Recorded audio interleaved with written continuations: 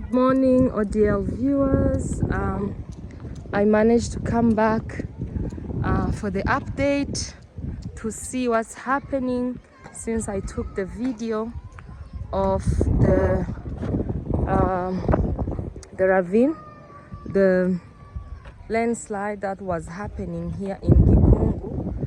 So this is since then the rain has stopped. Now we are in summer.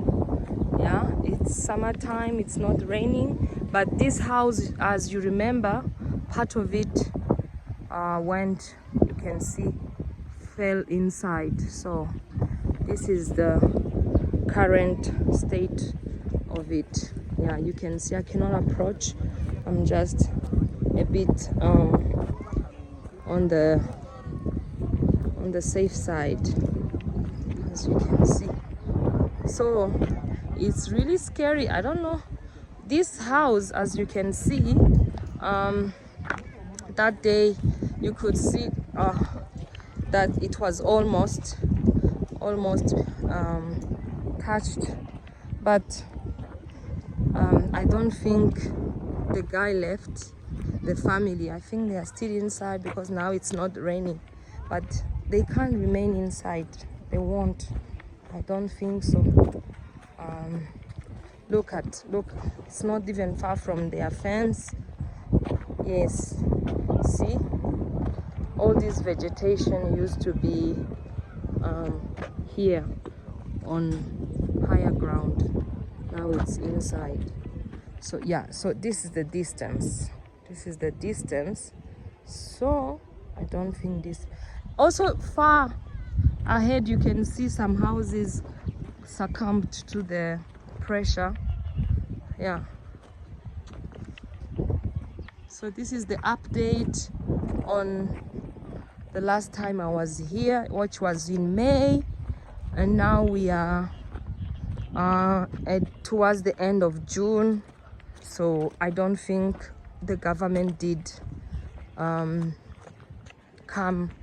here or did anything. I don't know who I can ask. The locals, there's no people. Look at that.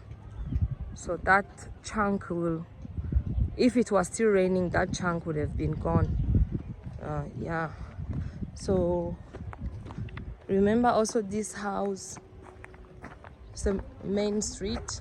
There is a street, but remember this house. So this is what happened.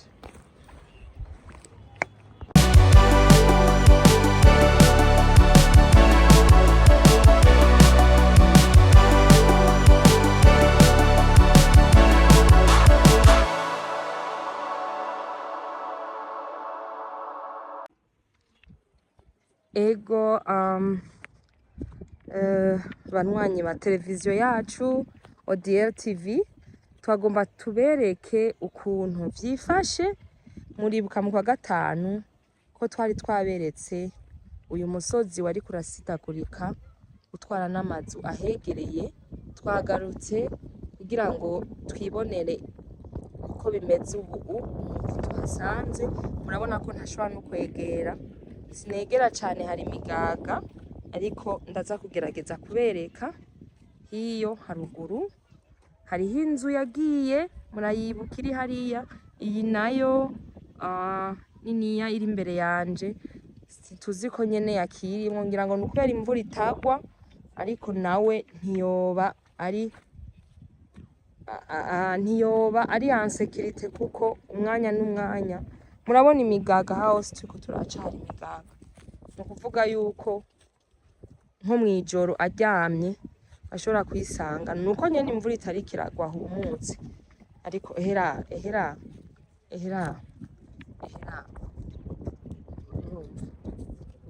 byo biracariho imigaga. Si kure y'aya mazu, murabona korotire z'aya mazu.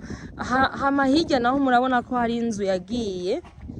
Iriya nzu muribuka igihe ndahafata ko yari ikiri, hariho inzu rero ivyumba vyoba vyarabomotse. Murabona aya mazu yari ngaha, hariho ivyumba vyoba vyaragiye. Reka ndayikwege murabe.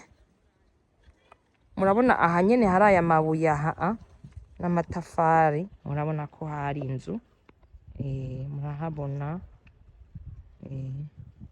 yaragiye na hariya na ziriya ziri kure, murabona ko nazo nyene hariho ivyumba izi nzu izi abantu nukuri n'uruhombo, bari mu ruhombo kandi kubaka kino kimanga vyosaba uburyo butari buto, bisaba uburyo butari buto. Abari hirya bobo kuri uriya musozi vyofuma ntivyabageramiye cane, ahubwo vyateye bizino ku ruhande rwa Gikungu. Ego nuko bimeze, mbwa turi muci, imvura ntigwa, ariko aho izogarukira bino bintu bitagize ico babikorako bizositura amazu menshi, bishobore no gutwara umusozi utari muto. Murabona rero izi nzu ziri kumanga nyene, ziri kumanga nyene, ni hamwe nyene aba bantu bazibamwo usanga nyene badafise aho baja bagaca bemera kuguma aha. Mugabo urabona ko yabomotse n'amatwiyo, murabibona namwe. Ngiyi rero yanzu yabomotse, afise ntuzeye imeze, vyitwa ko ari mire de soutenement na ntuzikomeye fondation. Ngaho ibi vyose birasendwa iyo umusozi uri kuragenda, ibi vyose ntaco bivuze. Nukura murabona nyene ko yashikiriwe. Aya n'amatwiyo kugira ngo sinzi ko ari ay'amazi. Nuko rero vyifashe.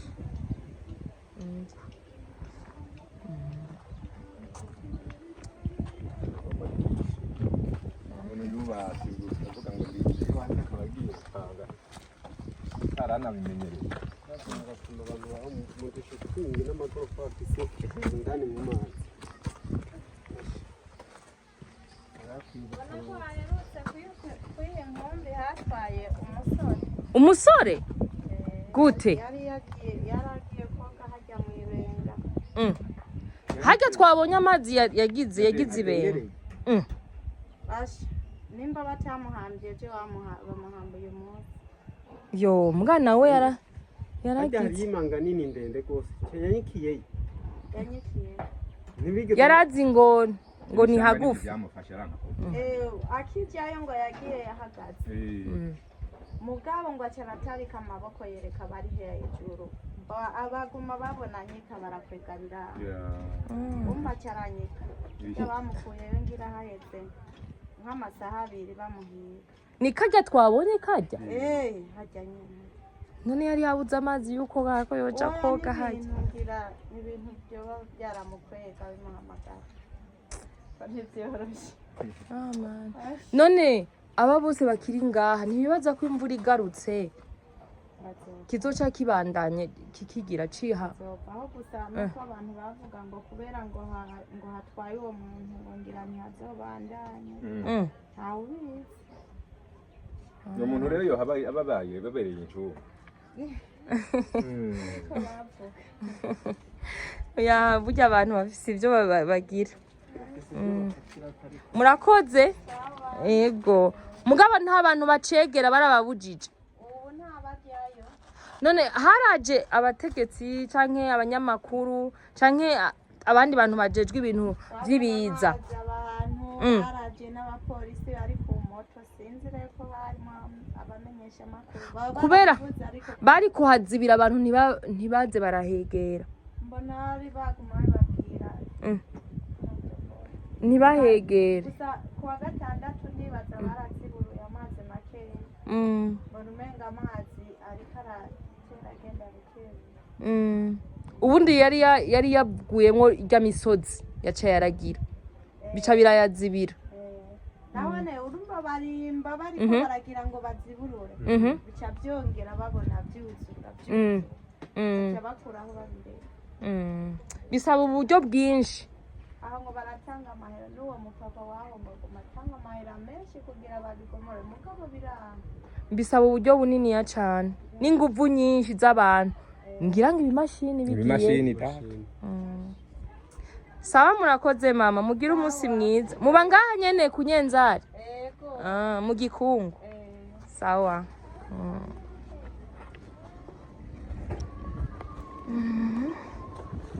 Iya, ni muri quartier Gikungu, zone Gihosha. Niho rero iki Kimanga kiri. Murabona ko inyuma ni inyuma y'aya mazu nyene mubona urumva si kure, asanzwe hari barabara rimanuka, iri nyene turiko turamanuka, urumva ni muri quartier vraiment irimwo abantu, nico gituma byari kugerageza bigakogwa bakaraba ico bakingira, uko niri barabara naryo nyene hazogera igihe rishikirwa, aba bose bari hirya bashikirwe, kuko ikiza ibintu vy'imisozi birashobora kubomora ntuze itari nto,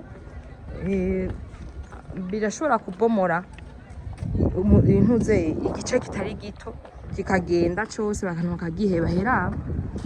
Ni ukuvuga nk'aha harubatse mugabo aha ni parcelle igaragara, mugabo urabona inyuma yayo yarayiriye, ici Kimanga carayiriye, kizohava kimara, simbona ko kizoyibabarira. Heraba ngire zoom murabe iyi nzu nyene iri kwibarabara, mubone kwikere yayo haramaze kubomoka. Umva rero sinzi ko kubaka rero munsi y'imisozi ari vyiza canke ari bibi, sinzi. Naha hirya naho nyene hari akantu ze gato, ngabo uraba hirya haca ama etage meza kandi ubona ko yatwaye uburyo bunini kubaka. Mugabo akaba kitangwa iki kajya yakokonga. Murakoze rero kuba mwabiravye, tuzura turababwira n'ahandi hantu twumvise kuko ni mu kibani wacu. Ego mubandanye mugira subscribe, mubipartage, ego bashobore kuturaba ari benshi. Murakoze, mugira umunsi mwiza, Imana ibahezagire.